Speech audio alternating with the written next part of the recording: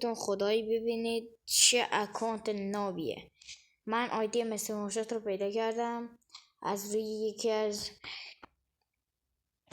چیزایی که دوستاش بود و بچه این آیدی اکانت مستر وانشات هست و من رفتم روی گیلد مستر ایران و اینو پیدا کردم. و بچه ها واقعا به هم بگین کندر یا تندر یا کندر بهتره بگم یا مستر. بچه ها لطفا هر چی که گفتین رو زور این کامنت کنید و ببینین که واقعا خیلی اکانت قدیمی هست.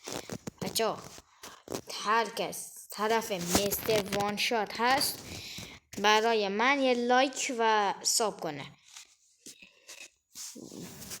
هر کی مستر دوست داره ساب کنه.